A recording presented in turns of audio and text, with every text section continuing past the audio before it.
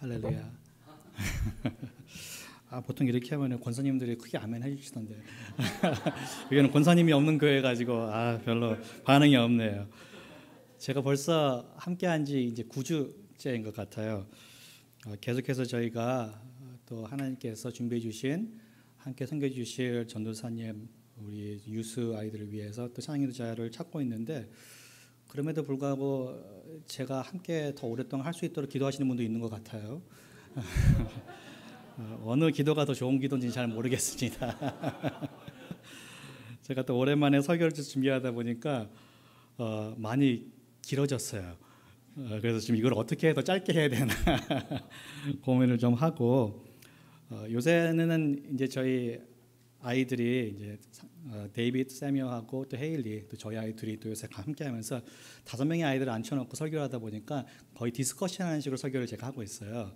그러다 보니까 또 제가 또 일방적으로 이렇게 말하는 거에 좀 편치가 않아요.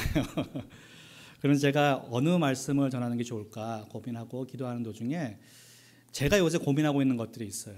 생각해 보니까 많은 사람들이 같이 동의하면서 고민하고 있는 것일 것 같고, 그 고민을 같이 나누면서 함께 고민하고 그 해답을 제가 오늘 말씀으로 해답을 찾을 수는 없을 것 같고, 그 해답을 같이 말씀을 통하여서 하는 예수님의 말씀을 통하여서 또 비유를 통해서 찾아가는 그러한 어떻게 보면 저니가 됐으면 좋겠다는 생각으로 이 말씀을 준비했습니다.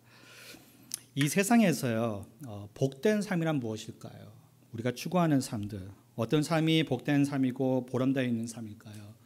어떤 삶이 뜻깊은 삶이고 또 어떻게 살아가야지 잘 살다고 말할 수가 있는 걸까요? 어떤 삶이 성공적인 삶이고 또 행복한 삶일까요? 제가 얼마 전에 인스피레이션 비디오들 몇 가지 찾아봤어요.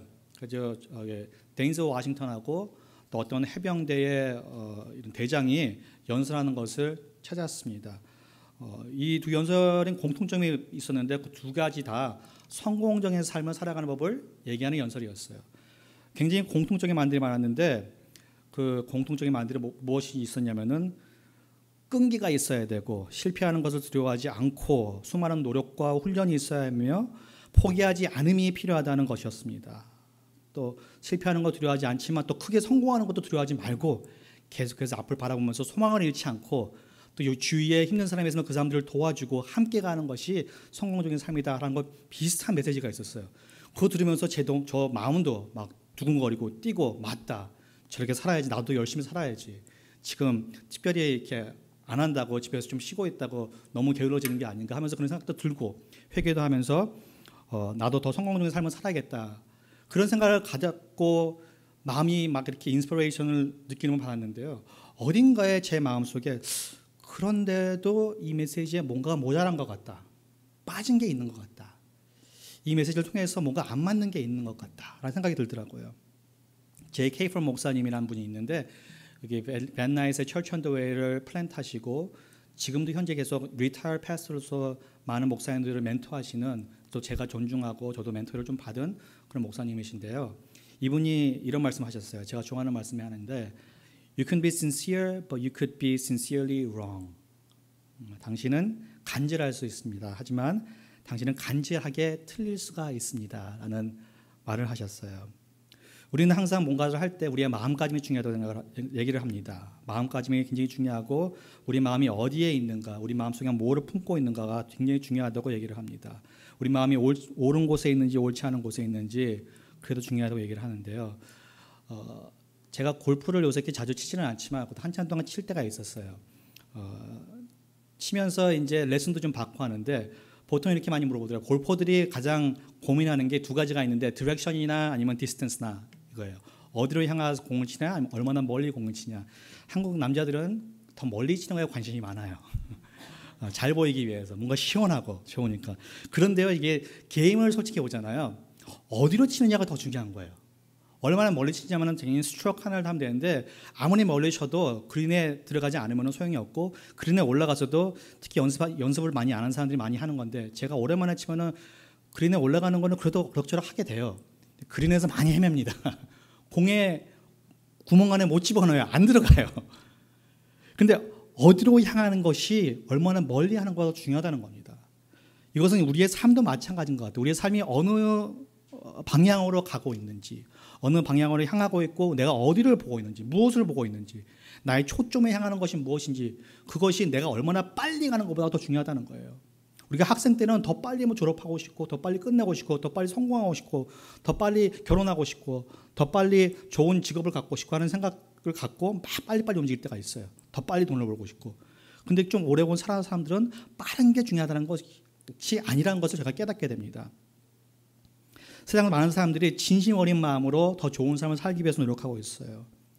저도 그렇지만 여기 앉아 계신 성도 여러분들도 아마 더욱더 성공적인 삶, 보람 있는 삶을 살기 위해서 계속해서 매일매일 노력하고 계신 분들입니다. 그런데요, 이것이 과연 진짜 세상을 살아가는데 최선으로 사는 삶의 모습일까? 한번 생각해 보셨으면 좋겠어요. 제가 저보다 어린데도 제가 너무나도 존경하고 또 존중하고 사랑하는 후배 목사님들이 있습니다. 세 분 특별히 있는데, 이 세 분은 제가 봤을 때 진짜 이 다음 세대를 이끌고 가 진짜 능력이 있는 목사님이라고 제가 생각하고 또 이렇게 친구 관계를 맺고 있는 목사님들이에요. 똑똑하고 관계도 되게 좋고 인플루언스도 벌써부터 많고 그리고 설교도 너무 잘하고 이러한 목사님들인데, 이 세 분의 목사님의 소식을 제가 얼마 전에 들었는데, 이 세 분의 목사님이 이단성이 있는 그룹에 빠졌대요. 그래가지고 그것을 한 분은 교회에서 컨퍼런트를 받고 또 이러면서 그 세 분 중에 한 분은 회개를 하고 거기서 나와서 이제 따로 행동하시는데, 그 두 분들은 아직까지도 그런 게 나쁜 게 아닌데 이단이 아닌데라고 하면서 계속 그 모임 안에 있다고 합니다. 이 모임이 뭐냐면은 Choice Center Leadership University라는 거예요. 라스베가스에 있는데, 모임을 제가 보니까 진짜 나빠 보이는 게 없어요. 거의 셀프 임프루브먼트, 리더십 임프루브먼트, 세일즈도 잘할 수 있도록 이퀄해 주는 그런 모임이에요.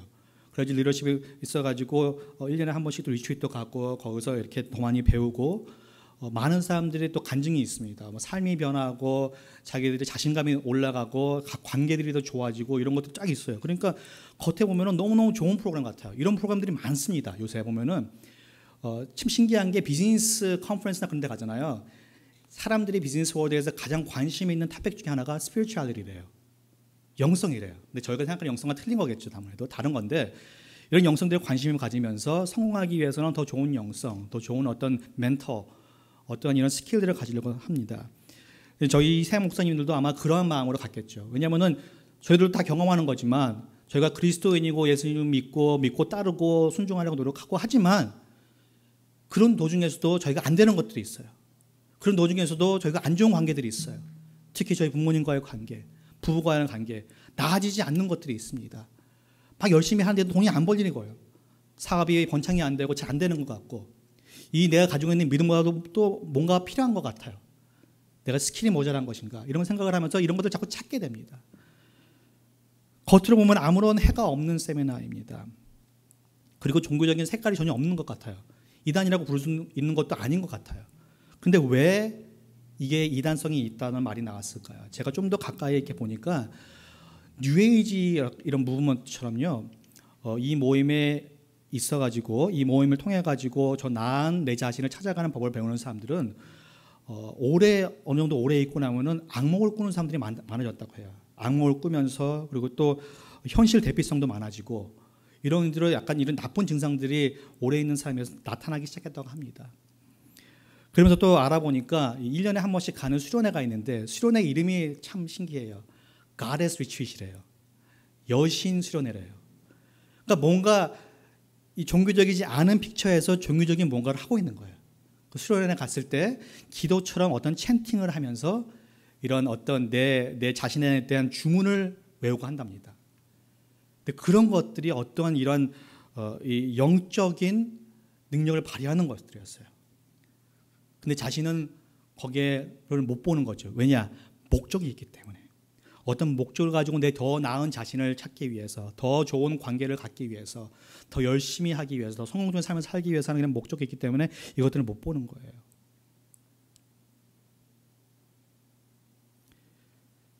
그런데 이것들이 제가 생각하니까요, 바로 제 모습이었어요. 이 세 목사님을 뭐라고 함부로 하지 못하겠더라고요. 제가 기도하는 것은 이분들이 진짜 진실을 다시 한번 찾고 보고 그 복음의 진리의 길로 가는 것을 기도하고 또 바라고 있는데요. 저희들은 성공적인 삶을 살기를 너무너무도 간절하게 원하는 것 같아요. 더 좋은 관계를 갖기를 너무너무 간절히 원합니다. 더 나은 나의 모습을 찾는 데 마음이 간절하고 기도로도 해결되지 않은 부분들을 해결시키고 싶은 마음에 더 간절하기에 많은 때에 진리를 바라보는 눈이 흐려지는 것 같아요. 좀 더 성공적인 사람이 되기 위해서, 좀 더 나은 삶을 살기 위해서 여러분들은 어떠한 간절함을 지금 가지고 계십니까? 세상은 저에게 계속해서 말합니다. 근데 이것은 진리가 아니에요. 세상은 우리에게 내 자신이 가장 중요하다고 얘기합니다. 돈이 삶의 모든 문제를 해결해 준다고 말합니다. 의가 그렇게 중요하지 않다고 말하고 있고 우리가 생각한 대로 또 말하고 싶은 대로 말할 수 있는 자유가 있다고 얘기합니다. 하고 싶은 대로 마음대로 할 수 있다고 얘기하고 좋은 직장과 많은 돈이 있어야 행복하다고 말합니다.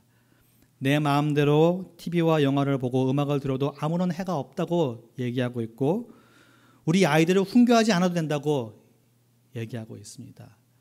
많은 젊은 부모들이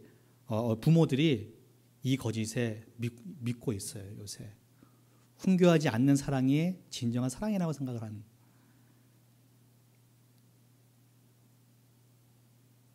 죽고 나서 천국과 지옥이 없다고 얘기를 합니다. 그리스도인이라도 성경을 공부하지 않아도 된다고 얘기를 해요. 또 우리가 하나님의 말씀을 순종하기에 아직까지 시간이 많다고, 그러니까 천천히 해야 된다고 얘기를 합니다. 그리고 이 세상에 절대 진리가 있지 않다고 저에게 포스트모더니즘이 얘기해주고 있습니다. 하지만 제가 오늘 성도 여러분께 담대히 말하는데요. 이것들은 결코 성공이 말하는 진리가 아닙니다. 복음이 말하는 진리가 아닙니다. 거짓입니다. 우리가 어떤 삶을 추구하고 있나라고 생각했을 때 가장 좋은 퀘스천 중에 하나는 이거 같아요. 내가 어떤 배우자를 찾고 있나?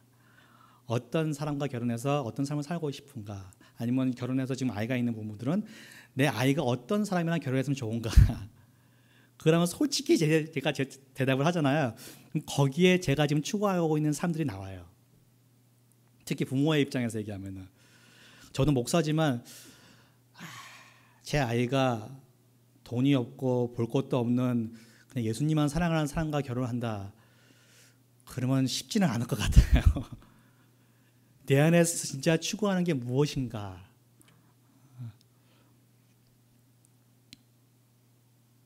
찰스 스퍼전 목사님이 이렇게 말씀하셨어요. discernment에 대해서 discernment가 뭐지 한국말로? 갑자기 discernment가 한국말로 뭐였죠? discernment. 네. discernment가 분별력. 그래서 분별력인데요. 분별은 우리가 보통 생각할 때 분별은 뭔가 좋고 안 좋은 것을 구별하는 거잖아요. 근데 성경에서 말하는 분별은 하나님의 것이냐 하나님의 것이 아니냐, 하나님이 하시는 거냐 하나님이 하시는 것이 아니냐를 보는 게 분별력이라고 성경은 보여줍니다. 근데 찰스 스퍼전 목사님은 이렇게 말씀하셨어요. 분별력은 옳은 것과 옳아 보이는 것을 구별할 수 있는 것이다. Discernment is being able to discern what's right and what's almost right. 그러니까 세상에서 요구하는 주님 안에서의 분별력은 굉장히 미세한 차이를 가지고 있다는 것이에요. 왜 그러냐? 예수님께서 말씀하시기에 사탄은 거짓의 아버지고 비난자이며 유혹하는 자라고 얘기합니다. 자, 사람의 심정을 잘 아는 사람이 누굴까요? 이 세상에서 한국에 참 많은 것 같아요. 사람의 심정을 잘 아는 사람, 사기꾼입니다. 생각해 보세요. 사기꾼이요, 다 누가 앉아 있을 때 저 사람이 뭐 때문에 고민하고 어떻게 해결하고 싶은지 그걸 잘 알아요. 그 심정을 잘 헤아리기 때문에 그 사람을 속일 수가 있는 것이에요. 여자의 마음을 제일 잘 이해하고 알아주는 사람이 누굴까요? 맞습니다. 바람둥이입니다. AKA 제비죠. 그럼 반대로 남자의 허전함을 잘 채울 수 있는 사람이 누굴까요? 반대죠. 꽃뱀이죠. 근데 이것이요, 사단의 모습인 것 같아요. 누가 우리를 이해해 주길 바랄 때 사기꾼의 모습으로 우리에게 다가오고, 아내와 사랑과 남편의 위로함이 필요할 때 제비와 꽃뱀의 모습으로 우리에게 다가오는 것. 근데 그 모습에 현혹되잖아요. 그럼 우리의 많은 것을 잃게 됩니다. 왜냐? 사단은 우리의 이해심을 주고 싶어 하는 것이 아니거든요. 우리에게 있는 것을 빼앗고 싶어 하는 것이지. 그렇기 때문에 요한복음 10장 10절에서 예수님이 이렇게 말씀하십니다. 도둑이 오는 것은 도둑질하고 죽이고 멸망시키려고 하는 것뿐이요. 이게 사단의 모습이라는 거예요. 사단이 어떤 모습으로 오냐면 거짓의 모습으로 오고 되게 아름다운 모습으로 오고 나를 이해하는 것처럼 오는데 그 모습의 목적은 하나라는 거예요. 우리가 가진 것을 도둑질하고 우리를 멸망시키려고 또 우리를 죽이려고 온다는 것이에요. 하지만 내가 예수님이 온 것은 양으로 생명을 얻게 하고 더 풍성히 얻게 하려는 것이다. 오늘 누가복음 16장 19절 31절 말씀 보면은 지금 제가 하는 말씀과 전혀 관계가 없는 것처럼 생각하실 수가 있는 것 같아요. 서기영 목사님이 오늘 천국과 또 지옥에 대해서 말씀하시려는 건가? 그것도 조금은 포함되어 있습니다. 그 진리에 대해서. 근데 이제 모든 것이 그렇지만 성경을 볼 때 예수님이 어떠한 비유를 들 때 그 백그라운드를 이해하는 것이 가장 중요한 것 같아요. 그래야지 왜 이 비유를 이 시간대 이 사람들에게 얘기를 하고 있는 것인가? 이 비유는 지금 예수님께서 바리새인들에게 얘기하고 있는 것입니다. 16절 조금 전에 보잖아요. 바리새인들이 어떤 사람들인가 나타내고 있어요. 16절에서 14절과 15절 말씀은 이렇게 나와 있습니다. 바리새인들은 돈을 좋아하는 사람들이라 이 모든 것을 듣고 비웃거늘 예수께서 이르시되 너희는 사람 앞에서 스스로 옳다 하는 자들이나 너희 마음을 하나님께서 아시나니 사람 중에 높임을 받는 그것은 하나님 앞에 미움을 받는 것이니라. 바리새인들이 종교적인 리더십을 얘기했지만 그 마음에는 돈을 사랑하고 있었다는 것이에요. 바리새인들이 믿고 있는 것은 돈도 잡고 믿음도 잡는 삶이었어요. 근데 예수님이 그것이 옳지 않다고 얘기하는 거고, 그러한 거짓의 삶을 살고 있는 바리새인들에게 이 비유를, 오늘의 비유를 얘기하고 계신 것입니다. 바리새인들은요 원래 나쁜 사람들이 아니에요.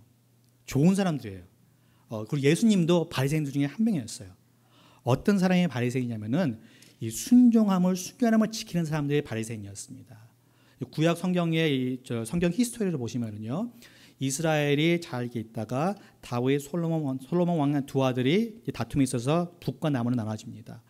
북이 이스라엘이고 남이 유다입니다. 쭉 북에서 왕들이 있는데 하나님을 하나님을 사랑하지 않고 하나님을 두려워하지 않고 예배하지 않는 왕들이 계속 나와요. 그래서 이제 북이 망합니다. 아수르가 와서 북을 멸망시켜요. 이스라엘이 멸망하고 몇십 년 후에 이제 남유다도 멸망하게 됩니다. 바벨론이 와서 이제 유다를 멸망시키고 유다에 있는 인재들을 바벨론으로 데려갑니다. 그래가지고 이제 이민 생활을 시작하게 됐어요. 이민 생활을 하면서 저희들도 다 경험하는 거지만 이민 생활하면 어떻게 돼요? 우리 한국 사람이 아니잖아요. 코리안 아메리칸이 되는 거예요. 왜냐, 한국 문화를 이제 미국 문화하고 접하게 되니까 이 순결한 한국 문화가 점점 없어지는 거예요. 이스라엘들한테는 구별된 사람으로서, 구별된 백성으로서, 하나님의 백성으로서 이 순결한 삶과 거룩한 삶이 굉장히 중요했어요. 그런데 이 바벨로니아에 살고 이 페르시아 제국이 오면서 순결함이 점점 잃어가는 거였어요. 그래서 이 순결함을 되찾기 위해서, 이 거룩함을 되찾기 위해서 일어난 사람들이 바리새인이었습니다. 바리새인들은 다시 한번 하나님의 율법으로 돌아가서 하나님의 거룩함을 지키면서 이 거룩된 삶의 삶으로서 살아가자라는 것은 그러한 간절함을 가지고 일어나게 된 것입니다. 그리고 바리새인들이 계속해서 자기들의 율법을 지키면서 율법을 가르쳐주고 하는 선생님으로 거듭나게 된 것이에요. 이것이 바리새인의 중심이었고 마음이었어요. 근데 어딘가에 이 마음이 변질되기 시작한 것이었습니다. 왜냐? 그 마음이 그냥 행동으로만 이어졌던 것이에요. 그리고 예수님 세대의 바리새인들은 그 한 단계를 넘어서서 이 삶에서도 양쪽의 것을 잡으려고 노력했던 것입니다. 하나님의 것과 세상의 것을 놓치지 않으려고 그러한 삶을 살고 있었던 것이에요. 근데 이것이 저희의 모습인 것 같아요. 저희가 교회에서는 바리새인들을 나쁘게 얘기하고 바리새인처럼 되지 말아야지 하고 얘기하면서 저희가 지금 바리새인의 모습을 살고 있는 것 같아요. 예수님을 영광스럽게 하는 삶을 살아야지, 예수님을 기쁘게 하는 삶을 살아야지 하면서도 저희가 추구하는 것은 이 세상에서의 성공적인 삶인 것이에요. 제가 영 프로페셔널들을 갖다 디사이플한 적이 있는데 여러 번 하고 계속해서 한 것이 무엇이냐면은 성공이 무엇인가, 성공에 대한 석세스에 대한 데피니션을 계속해서 새로 성경을 통해 가지고 복음을 통해 가지고 다시 한번 재발견하고 재발견하는 거였어요. 그런데도 지금의 내 자신을 보잖아요. 아직까지도 제가 추구하는 성공의 모습은 변질되어 있는 모습들이 있더라는 것이에요. 이렇게 변질된 모습을 가진 바리새인들에게, 율법을 추구하면서 돈을 사랑하는 바리새인들에게 예수님께서 오늘 비유를 말씀해 주십니다. 나사로와 부자의 얘기죠. 이 비유는 이렇습니다. 우리가 좀 전 함께 읽었다시피 여기에 이름 없는 유대인 부자가 있고 또 나사로라는 거지가 있습니다. 둘 다 유대인이에요. 어떻게 하냐면은 둘 다 아브라함을 아버지라고 비교합니다. 아브라함을 아버지라고 부를 수 있는 사람들은 유대인 사람들이에요. 유대인들이에요. 그러니까 하나님의 구별된 사람들이에요. 지금 여기가. 부자가 있고 거지가 있습니다. 둘 다 죽습니다. 하지만 거지 나사로는 아브라함의 품으로 가서 위로를 받고 부자는 불꽃 가운데서 괴로워합니다. 부자가 자신도 아브라함의 품으로 가고 싶다고 간절히 얘기합니다. 근데 아브라함이 부자가 있는 것과 나사로가 있는 것에서는 큰 구렁텅이가 있어서 건너올 수 없다고 말을 합니다. 그래서 부자가 그럼 지금 살고 있는 내 가족들에게 경고해 달라고 말을 합니다. 하지만 아브라함은 벌써 모세와 선지자들의 말씀을 통해서 그 경고가 벌써 갔다고 얘기를 합니다. 그리고 이 선지자와 모세의 말을 안 들었으면 아무리 죽은 자가 되살아나고 큰 기적이 일어나도 이 사람들은 듣지 않을 거라고 말을 합니다. 그러면서 비유가 끝나요. 너무 황당하죠. 굉장히 절망적인 비유 같아요. 이 비유 안에는 많은 진리들이 담겨져 있습니다. 이 거짓의 삶을 살고 있는 바리새인들에게 말하는 많은 진리들이 있는데 오늘 제가 5가지 진리를 한번 빨리 얘기해 드릴게요. 첫 번째 진리는 이것입니다. 돈과 하나님을 동시에 섬길 수 없다고 예수님이 말씀하시고 계십니다. 내 자신이 옳다고 생각하면서 하나님의 은혜를 사모할 수 없다고 말씀하시는 것이에요. 예수님이 항상 은혜에 대해서 말씀해 주실 때 그 말씀을 배우잖아요. 비교 의식이 자신이 옳다고 생각하는 사람들에 항상 담겨져 있어요. 예수님이 은혜를 얘기하시는 것 중 비유 중에 하나가 뭐냐면은 아침에 일할 사람을 구하고 낮에 일할 사람을 구하고 또 저녁에 일할 사람을 구합니다. 근데 같은 돈을 줍니다. 아침부터 일하는 사람이 가장 컴플레인을 하죠. 어떻게 된 거냐고.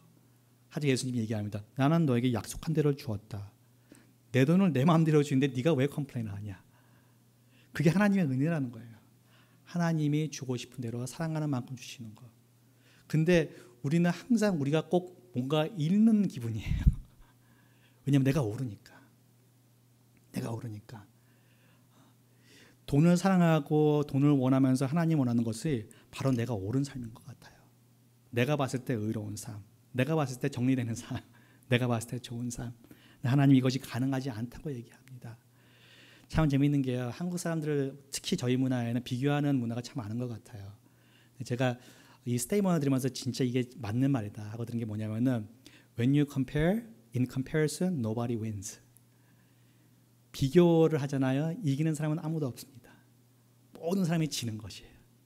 비교하는 영이 우리 안에 들어오는 즉시 우리는 불행한 사람이에요. 하나님의 은혜에는 비교가 없습니다. 감사가 있는 거죠. 두 번째는 이 비유를 통해서 하나님이 또 말씀해 주시고 가르쳐 주시는 것은 모든 사람은 죽는다는 것이에요. 죄가 아담과 이브를 통해서 들어왔을 때 죽음이 함께 들어왔습니다. 그럼으로써 모든 사람은 육체적으로 이 세상에 살면서 다 죽어요. 안 죽는 사람이 없어요. 영화들이 많죠. 이모탈들이 죽지 않는 법을 막 하는 사람들이 항상 있어요. 보면은 그런 사람들은 다 죽어요. 그런 사람들도 아무리 오래 살아도 다 죽어요. 이것이 진리라는 거예요. 근데 우리는 이 진리를 자꾸 잊어버릴 때가 많은 것 같아요. 우리는 좀 더 오래 살 것 같아. 특히 어리면 어릴수록. 몸이 아프고 편찮으면 조금 이제 이 진실감이 좀 더 다가오죠. 30대, 40대가 오니까 좀 더 이게 좀 가까이 다가오는 것 같고. 저희 아버지가 이제 70 좀 넘으셨는데 이제 한국에 리타이어해서 사시고 계세요. 그러면서 이제 나이가 좀 드시고 그러시니까 옛날 친구들이 많이 생각이 나시나 봐요. 한 3, 4년 전부터 옛날 친구들 찾으셨대요. 막 소수만에서 찾고 이렇게 해서 찾고 하는데 찾는데 70이 되니까 옛날 친구들의 반 이상이 다 죽었더래요. 그러니까 그 나머지 사는 사람 중에서 반은 아파서 지금 병간호 중이고, 야, 남은 인생 잘 살아야겠다 그런 저한테 말씀해 주시더라고요. 모든 사람이 죽습니다. 부자도 죽고 거지도 죽어요. 그런데 또 한 가지 진리를 말씀해 주십니다. 생명의 끝은 죽음이 아니라는 것이에요. 몸이 죽는다고 끝이 아니라는 것을 이 비유를 통해서 예수님이 말씀해 주십니다. 죽음 뒤에 두 가지의 영생이 있음을 말씀해 주십니다. 이 세상에서 삶은 끝이 있지만 이 세상 끝에 다음의 삶은 끝이 없음을 얘기해 주세요. 그리고 이 끝이 없는 이 다음의 삶은 한 번 결정되면은 바꿀 수 없는 코스로 간다고 또 얘기를 합니다. 굉장히 무서운 걸 생각해 보시면은 이 비유를 가지고 천국과 지옥을 갖다가 말씀하시는 목사님들이 많아요. 오늘 저는 거기에 대해서 포커스를 할 건 아닙니다. 근데 확실한 것은 그것이 천국이었던 지옥이었던 끝이 없는 삶이라는 것이에요. 영생이라는 것입니다. 그리고 이 영생은 어떤 영생을 살지는 지금 우리가 살고 있는 이 세상에서의 삶이 결정한다는 것이에요. 내가 지금 오늘 어떻게 하고 어떤 결정을 짓고 어떤 삶을 추구하는 거에 따라서 우리 영생이 결정된다는 것입니다. 죽음 후에는 더 이상 찬스가 없다는 것이에요. 그런 말이 있죠. God of second chance. 두 번의 기회를 주시는 하나님. God of mulligan. 골프하는 사람들은 알아듣죠. second chance죠, 한마디로. 다시 한 번. 근데 이 second chance가 영원히 있는 것은 아니라는 것이에요. 근데 그렇게 생각하고 무궁무진한 은혜의 하나님을 믿고 있는 사람들이 있는 것 같아요. 그것은 진실이 아닌 것이 현혹된 그리스도인들이에요. 모세와 선지자들의 말, 다시 말해서 성경의 말씀을 어떻게 받아들이느냐, 그걸 받아들이고 어떻게 반응하느냐. 모세와 선지자의 말, 다시 말하면 예수님의 말씀, 어떻게 듣고 있고 어떻게 받아들이고 내가 어떻게 반응하고 있는지. 예수님의 말씀을 듣고 따르는 자만이 영원한 위로를 받을 수가 있다고 예수님이 이 비유를 통해서 말씀하고 계신 것이에요. 네 번째 진리는 또 이렇게 나타납니다. 이 비유를 통해서 하나님의 마음이 이 세상에는 버림받은 자들에게 있다는 걸 말씀해 주십니다. 거지는요, 나사로의 모습이 거지는 그냥 돈이 없고 길거리에 사는 사람고 아프기만 한 사람을 나타나는 것은 아니에요. 이 시대 때 아프고 몸에 종기가 많이 났다고 나와 있었어요. 헐어 있다고. 그러니까 거의 그러니까 온몸에 다 헐어 있는 거예요. 헐어 있는 거고 종기가 많이 나고 있는 거예요. 너무 아프고 간지러운데도 그걸 잘 못 긁는 거예요. 개들이 와서 핥고 있었다고 얘기합니다. 아주 처량한 모습을 가지고 있는 거예요. 비참한 모습을. 누구 집 앞에서 이렇게 있으면서 돈 달라고 그냥 부스럼이 먹을 거 이렇게 좀 얻어먹으려고 그러고 있는 거예요.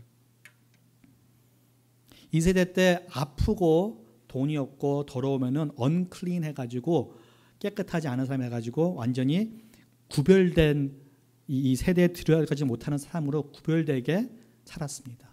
unclean이라고 사람들이 크게 부르주셨어요. 완전히 버림받은 사람인 것이에요. 가족도 없는 거예요. 있겠죠, 어딘가에. 가족들도 바라보지 않는 것이에요. 이런 사람들을 예수님이 불쌍히 여기고 계시다는 것을 나타나고 있는 것이에요. 우리 중에서도 사회에서 버림받은 사람들이 있습니다. 근데 아무리 악하고 더럽고 흉악한 모습일지라도 예수님은 그들을 버리지 않는다는 것입니다. 예수님은 그들도 사랑하고 있다는 것입니다. 그 말은 부자는 안 사랑하나요? 그건 아닙니다. 부자도 사랑하세요. 부자도 사랑하시고 모든 Jesus so loved the world. 예수님이 이 세상을 이처럼 사랑하사. 이처럼이란 말은 엄청나게라는 뜻이에요. 이처럼은 진짜 끝이 없도록 아주 많이 사랑하사 이 세상의 모든 사람들을. 하지만 이 세상은 죄 때문에 타락한 세상이기 때문에 의로운 자가 고통받기도 하고 악한 자가 평화롭기도 합니다. 이 fairness가 없어 보여요. 하지만 이런 모습은 영생의 그 관점으로 볼 때 아무런 의미가 없다는 것이에요. 그럼 모든 거지가 되어야지 저희는 천국에 갈 수 있습니까? 이것들 많이 저희가 믿으면서 예수님 믿고 또 성경 공부하면서 많이 또 물어봤던 것 중에 하나인 것 같아요. 그럼 거지들이 돼야지 천국을 갈 수 있는 건지, 여기서 못 살아야지 여기서 고통을 많이 받아야지 천국을 갈 수 있는 건지, 그것은 아닙니다. 그것은 잘못된 진리고 잘못 이해하는 거예요, 이 비유를. 나사로가 왜 천국을 갈 수가 있었을까요? 그냥 버림받은 사람이었기 때문에, 거지였기 때문에, 고통받은 사람이었기 때문에? 그것은 아닙니다. 나사로가 아브라함의 품에 갈 수 있었던 이유는 그의 이름의 뜻에 담겨져 있어요. 나사로란 이름은 God is my help라는 뜻을 가지고 있습니다. 하나님은 나의 도움이시오. 그 말은 무슨 말이냐면요, 예수님은 이 얘기를 하면서 이 이름으로 쓴 모든 것을 설명해 주는 것이에요. 나사로는 고통받고 있고 버림받았지만 하나님을 버리지 않고 하나님을 계속 붙잡고 하나님이 나의 도움이시오 하면 하나님께 계속해서 도움을 청하면서 사는 사람이라는 것이에요. 하나님만 바라보고 하나님만 붙잡고 있었기 때문에 아브라함의 품 안에서 위로를 받을 수 있다는 것이 이의 이름으로서 나타나고 있는 것입니다. 나사로가 아브라함의 품에 갈 수 있었던 이유는 오직 하나님만 붙들고 있었기 때문인 것입니다. 이것이 다섯 번째 제일 중요한 예수님께서 오늘 저희에게 말씀하고 있는 진리 중에 하나입니다. 솔라 크리스토, only Jesus, 오직 그리스도. 천국은 오직 하나님 아버지를 도움으로 여기고 주로 섬기며 하나님만 바라보는 자들만이 갈 수 있는 곳이라고 가르쳐주는 것입니다. 전에 제가 청년 때 결혼하고 얼마 안 됐었는데 제가 벌써 이번 3월이면 20주년을 맞이하게 됐는데 거의 한 18년 정도 됐던 것 같아요. 제 친구 이제 전도사님이 그때 당시 저희 교회 EM에 저희가 패스트리 없어가지고 설교를 하는데 아직까지 그 메시지가 기억이 나요. 그것은 뭐냐면은 천국이 예수님이 없어도 천국일까요? 하는 거였어요. 천국이 예수님이 없어도 천국일까요? 아니요. 답은 당연히 아니었는데 그러면 나는 왜 천국에 가고 싶은 것이지? 하는 궁금증이 제 마음속에서 올라오더라고요.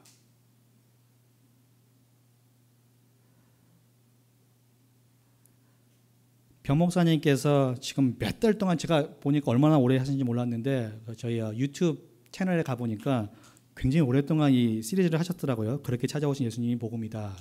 한 몇 달을 하셨는데 지금 지난 2, 3주 동안 변 목사님이 이 시리즈를 마무리 지시면서 리피트했던 포인트 중에 하나가 뭐냐면은 예수님이 우리의 삶과 마음의 주라는 것을 많이 인프사이즈 하셨어요.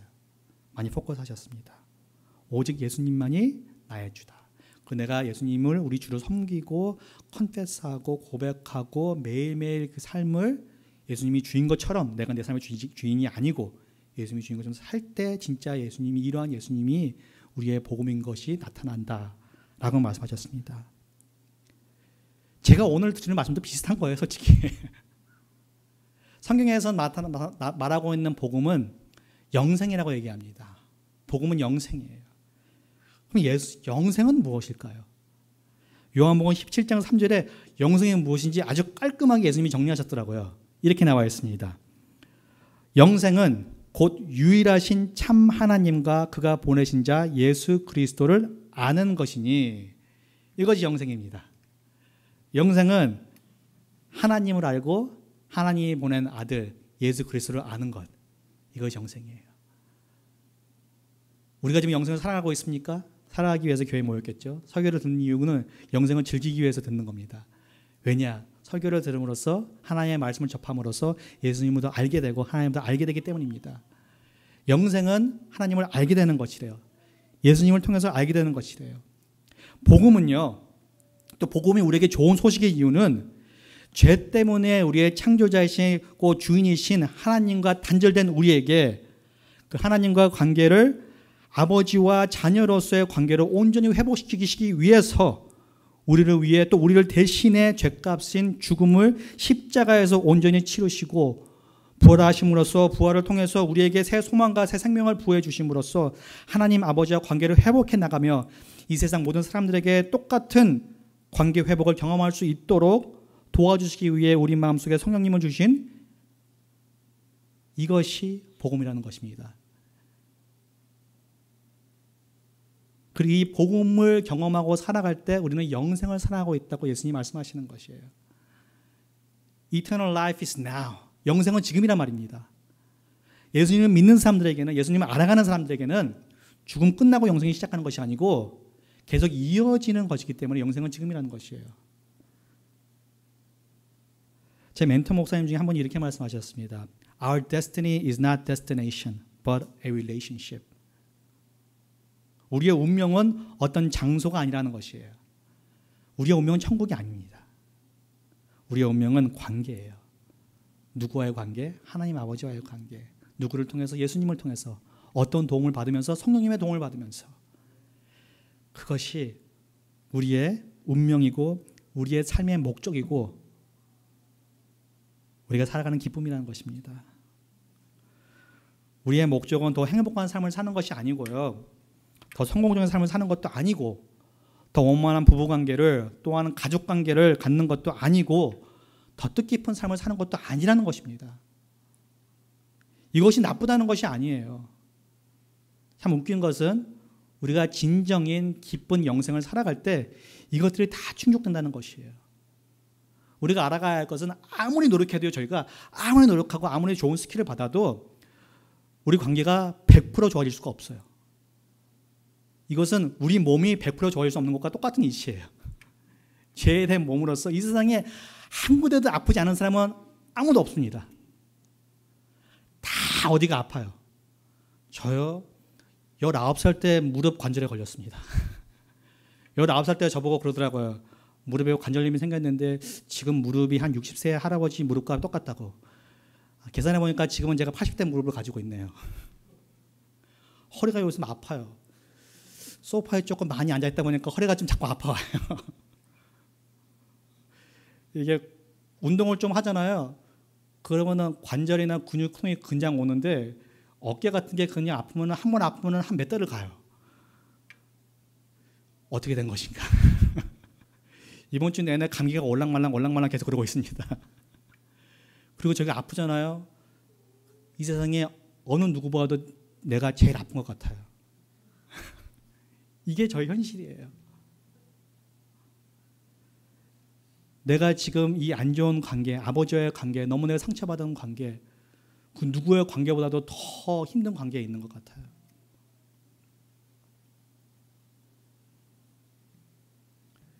그러니까 어쩔 수가 없는 것 같아요. 뭔가 이 더 나은 삶을 자꾸 찾으니까 그런 도움을 찾고 있는 거예요. 이게 이난인지 아닌지 그런 게 중요한 게 아니에요. 이게 나한테 도움이 되는지 안 되는지가 더 중요하게 돼버리는 것이에요. 그러다 보니까 저희의 분별력이 흐릿해집니다. 옳은 것과 almost 옳은 것. 그러기에 예수님께서 말씀하십니다.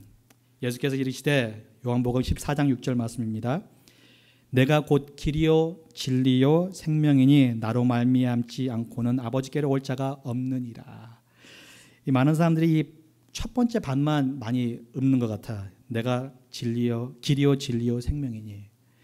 근데 왜인지 두 번째 끝에 나와 있는데 그 왜냐면은 아버지께로 올 자가 예수님밖에 없다는 거예요.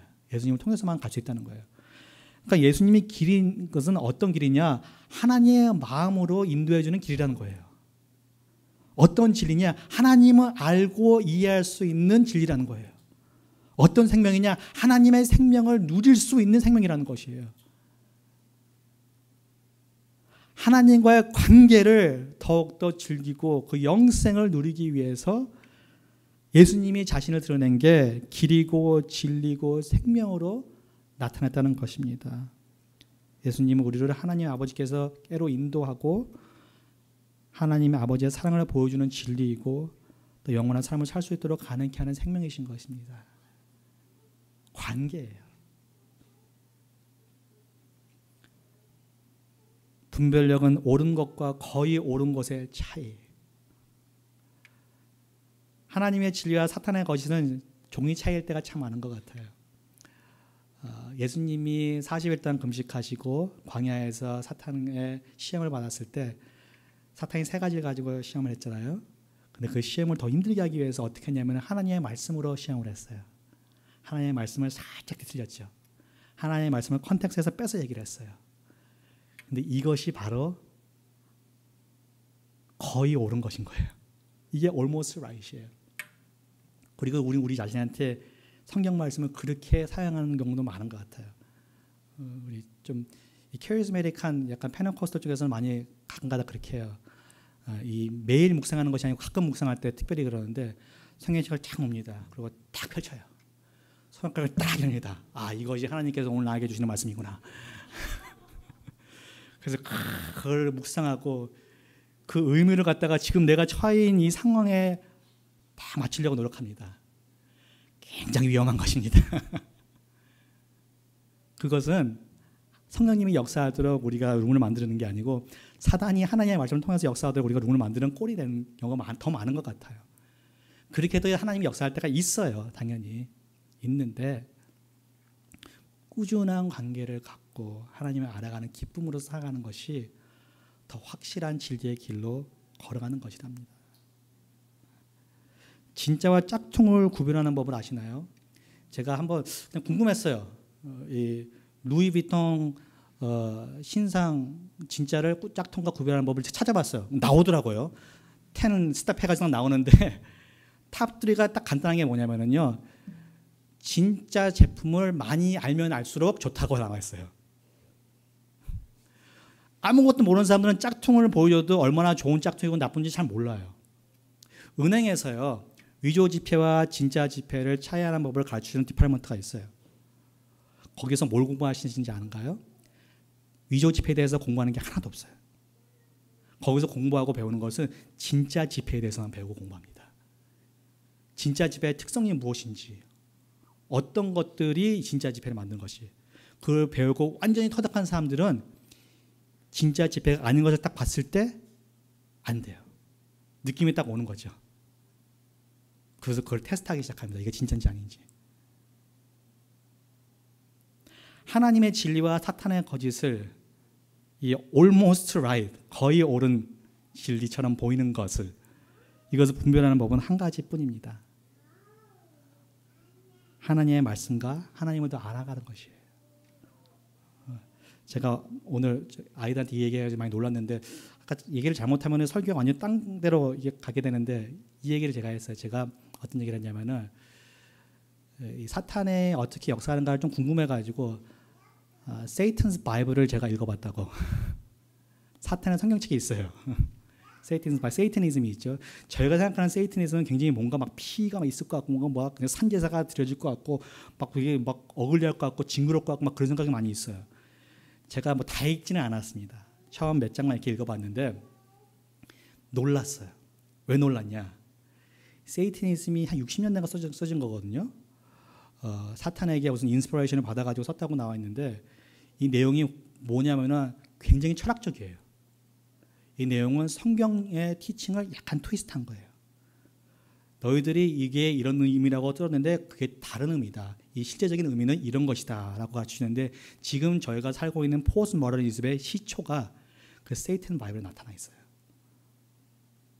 이게 굉장히 무서운 것이에요.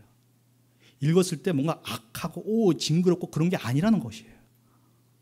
그냥 말이 되네. 그럴 수도 있겠다. 이 교회에서 잘못 가르쳐주고 있는 거구나. 그런 것 같다 라고 생각하게 하는 것입니다. 이게 사탄의 거짓이라는 것이에요. 우리는 패키지가 틀릴 뿐 저에게 다가오는 것을 분별을 못하고 있는 경우가 너무 많은 것 같아요. 성경에서 가장 많이 워닝하고 있는 것들이 있습니다. 구약에서도 있고 신약에도 있어요. 구약에서 가장 많이 워닝하고 있는 것들이 하나가 무엇이냐면은 거짓 선지자에 관한 것들이에요. 참 슬픈 게 우리 슬픔의 선지자 예레미야가 이 이스라엘 백성에서 이 따돌림을 당한 이유 중에 큰 이유 중에 하나는 많은 거짓 선지자들이 그를 손가락질하고 욕했기 때문입니다. 신약에서도 예수님께서 직접 워닝을 합니다. 마태복음 24장 24절 말씀입니다. 거짓 그리스도들과 거짓 선지자들이 일어나 큰 표적과 기사를 보여 할 수만 있으면 택하신 자들도 미혹하리라. 택하신 자들. 그러니까 제 친구 목사님들이 이 미혹을 받은 게 당연한 것인 거예요. 왜냐하면 이 거짓 선지자들과 거짓 그리스도인들이 모습이 나타내는 이런 기적들이 너무 놀랐기 때문이에요. 우리가 착각할 수가 있다는 것이에요. 예수님의 말씀 안에 예수님의 관계가 일정치 않고 가깝지 않다면은. 디모데후서 4장 3절과 4절에서 바울이 또 얘기합니다. 때가 이르리니 사람이 바른 교훈을 받지 아니하며 귀가 가려워서 자기의 사역을 따를 스승을 많이 두고 또 그 귀를 진리에 돌이켜 허탄한 이야기를 따르리라. 내가 듣고 싶은 것만 듣는 거예요. 내가 바라는 것을 추구할 수 있는 것들만 듣는 거예요. 그러니까 교회에서도 설교를 들으면서도 진짜 내가 들어야 할 말을 안 듣고 내가 듣고 싶은 것만 듣는 거예요. Selective hearing. 우리가 다 힘들어하는 것들이죠. 그러면서 우리는 우리 아이들한테 얘기합니다. 너는 왜 듣고 싶은 것만 들어? 저의 모습이죠. 저의 모습인 것이에요. 말씀을 마치겠습니다. 제가 여러 번 아마 들어보셨을 거예요. 그러면서 제가 굉장히 우리가 삶을 살아가는데 굉장히 좋은 조언 중에 하나 같아요. 뭐냐? Don't take yourself too seriously and don't take life too seriously. 여러분 자신을 너무 심각하게 받아들이지 마세요. 그 삶을 너무 심각하게 받아들이지 마세요. 아이들의 교육과 아이들의 삶을 너무 심각하게 받아들이지 마세요. 뭘 심각하게 받아들이냐? 하나님을 심각하게 받아들이세요. Take God seriously and only God seriously. 저희가 삶에 대한 관점, 초점을 바꿀 때 많은 것들이 변하게 됩니다. 그리고 진짜 진리가 저에게 들리기 시작해요. 그 진리를 저희 마음에 움직이는 기쁨을 알게 됩니다. 저희 마음이 기쁘지 않은 이유 중에 하나가 그리스도의 삶을 살면서도 힘든 이유 중에 하나는 저희가 almost 진리를 붙잡고 가기 때문인 것 같아요. 세상이 말하는 것을 따라가고 있기 때문인 것 같아요. 우리의 삶의 단기적과 장기적 목적 단 한 가지입니다. 하나님 아버지를 영화롭게 하고 하나님 아버지를 즐기며 함께 하는 것.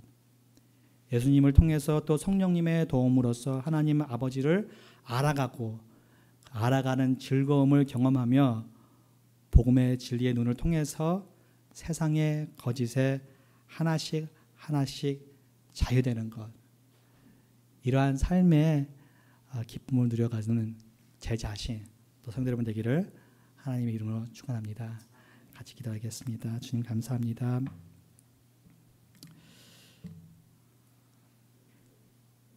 세상에 옳아 보이는 거짓들 때문에 많이 현혹되어서 아버지 저희가 하나님 아버지를 제대로 못 볼 때가 많습니다. 하지만 예수님은 진리의 모습으로 오셨습니다.